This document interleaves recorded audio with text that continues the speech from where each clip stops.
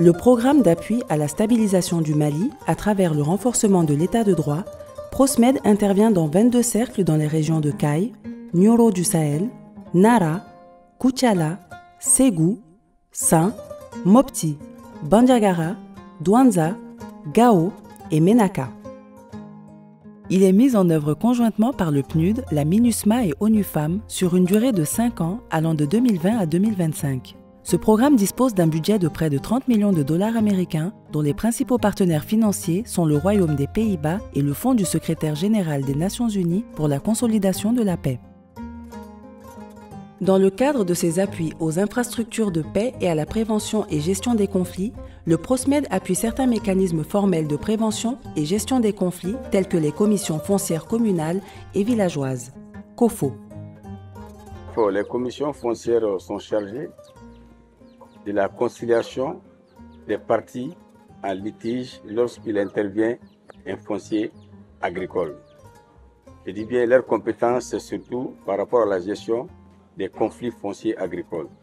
Et à partir de là, ils anticipent beaucoup sur l'aspect sécuritaire de façon générale, parce que quand ces conflits sont gérés en amont, évidemment, ça favorise la paix et la cohésion sociale.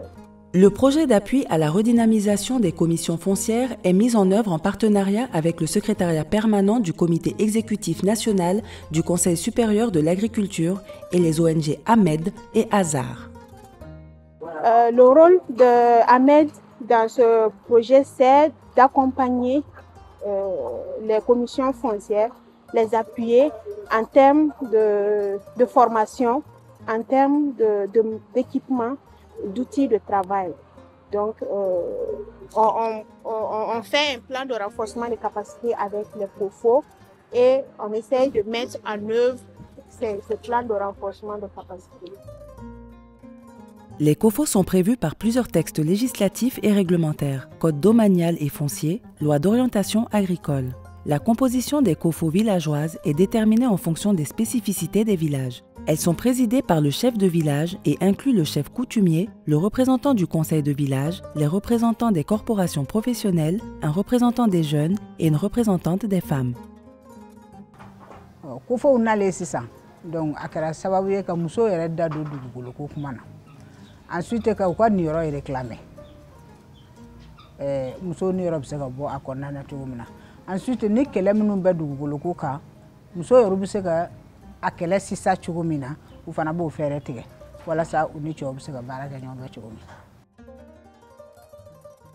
An jɔyɔrɔ b'a la parce que a dan COFO in kɔnɔna na sisan ni conflit bɛ yen donc tout le monde a la parole kuma bɛ di bɛɛ ma donc conflit ninnu gestion fana na parce que ni mankan bɛ yen anw ye jeunes ye a mana kɛ cogo o cogo i bɛ taa sɔrɔ peut-être a bɛ dɔ fa de concerné ou a bɛ dɔ ka fɛn concerné donc entre nous an yɛrɛ bɛ se ka ɲɔgɔn bilasira.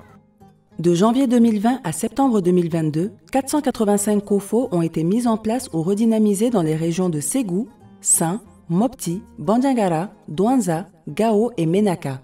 Et près d'1 million de personnes ont été sensibilisées sur les mécanismes formels et informels de gestion de conflits, en particulier ceux relatifs au foncier rural. Ces actions ont permis la résolution de plus de 120 conflits et ont porté à une augmentation de 12% de l'accès des femmes à la terre dans les zones où les COFO ont été établis. En termes d'impact, ça nous pouvons les témoigner ici. Il a permis vraiment de réduire les conflits à récurrence que nous enregistrons au niveau de nos différents villages. Franchement, nous pouvons le dire sans fausse modestie que ça a porté fruit. Et l'engouement aussi peut être constaté sur le terrain. C'est pourquoi nous avons sollicité l'élargissement du projet à l'ensemble des villages du cercle. En juillet 2022, le programme a démarré une deuxième phase d'appui de 18 mois qui prévoit la redynamisation de 870 commissions foncières en élargissant ses actions aux régions de Kayes, Nioro, Nara et Koutiala.